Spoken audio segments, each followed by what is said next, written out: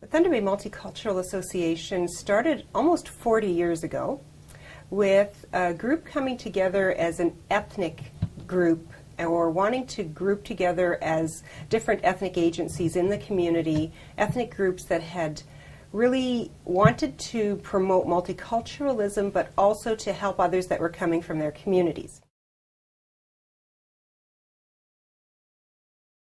Partnering with all of the different agencies and industry and city and everyone in our community and across the north as to how can we do this together, how can we do it better, cost effectively, who is already doing something that we don't have to duplicate, and then how can we train others to help us do all of these things and connect with as many partners as we can across northwestern Ontario, so that regardless of where newcomers decide to move, they're going to have a connection, and that everyone is going to know about what is available for them.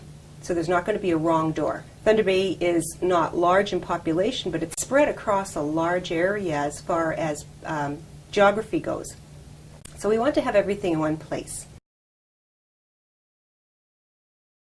It's not a cold call sale type of situation. You really do have to build a relationship.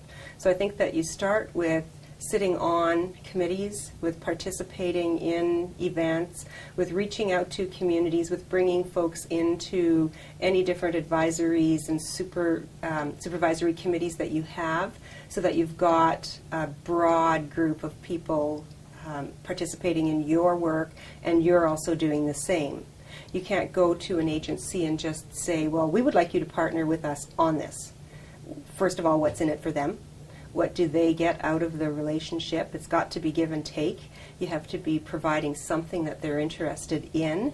And then it also has to be beneficial. You have to show them what all of the benefits for newcomers, for the community at large, and how it's going to work to assist them in what they do. So those connects need to be made. You really need to be talking to a large variety of people and having your staff involved in things. From board members and volunteers to staff and executive directors, really being community minded and community involved. And I think that's what brings in all of our partnerships, is people are out there talking to those that they know. Granted, our community is smaller and almost everyone knows everyone. So the ability to connect newcomers within our community by those that are established is key, and then bringing on the partner agencies. So once we have agencies in mind, we really do go and explore how we can help each other, how what we do can help them, how what they do can help us, how together we can work on ideas and initiatives, but really making it mutually beneficial.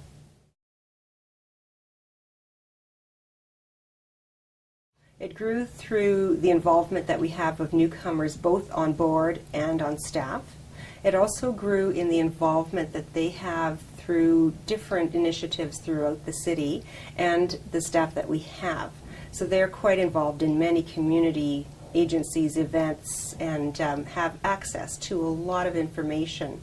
But at our level, at the board and the staff meeting level, we're always providing information. We're always asking who would like to be involved in this. It's never, well, we need 10 staff members to be involved in this one, or 4 in this, or there's a requirement. It's never been that way. It's which pieces would you like to contribute to? How do you think you can help us do this? And then let's work together. And then we all come back to report about it. And myself included, our board members included, and executive members, we come back and talk about it. And we report on where we've been, who we've talked to, which committees we sit on, how we're really advancing the things that we want to see grow and happen.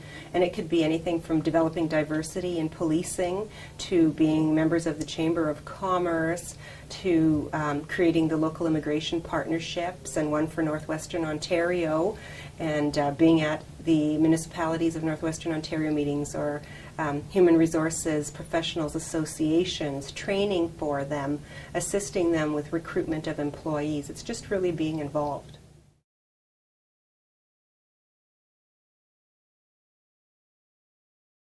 We have 32 formalized agreements with municipalities across northwestern Ontario, where the municipalities came together under the Portal umbrella, but then really realized that if we're going to be recruiting and trying to attract and bringing in professionals or skilled labor or families, we need to know how to help them when they arrive. So we formalize those partnerships with terms of reference so that we know who our connect is in all of those communities. And within the City of Thunder Bay, we have protocols, or we have not formal agreements, but just an understanding of partners that we work with and how that's going to work. So that if personnel changes, and that happens, they know that this is in place, and it's not just a relationship that someone has built with the other person and then it's not passed on. So sometimes more formalized, sometimes less, but at least there's the continuation of that, even if there are staff changes. I think that you end up with champions. You end up with folks that are really more interested in that and that are everywhere in the community and are involved through family and different things. So you end up having those who are more involved, and that's fine. And the same with our board of directors. We have people that are on several committees and really involved and have the influence, and that's great. So, and then when we've partnered, agencies connect other agencies. And we have an integration and welcoming communities committee, where after a while it became the feeling that it's conspicuous if you aren't there.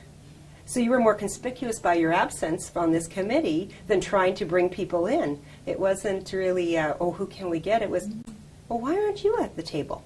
You really should be there. Here's what we're talking about. And so, and the community did that. We didn't. So it was really interesting how the rally happened and everyone became interested and involved in the work that we're doing. It's really not as hard as you think it is. The buy-in and collaboration is always there. The interest in the lives and the success of newcomers is always there in the community.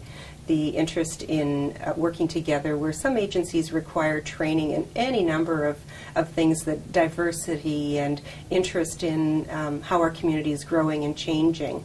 They have needs, so we're glad to help them in those areas, and they're happy then to reciprocate and to help us out in any of the things that we need. I think our staff has become very brave in what's the worst that can happen is someone can say no. And they're safe enough to ask. They feel safe enough to ask, and they feel confident enough in the programs and in what they know about what we do that they're out in the community asking the questions. Because the worst that could happen is someone can say, no, I'm not interested. And that's harder to do face-to-face than it is over the phone or by email.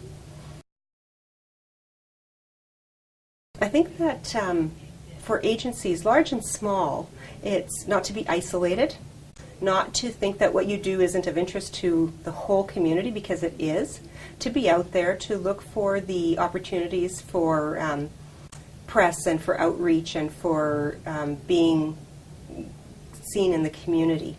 And then also to talk about the things that you do and know and the needs when you are out there, really connecting and getting into the community and into nonprofits or into agencies or even into for-profit and businesses, because people really are interested in the work that we do, and to start talking about it and getting out and really making it interesting and exciting and success. Talk about success.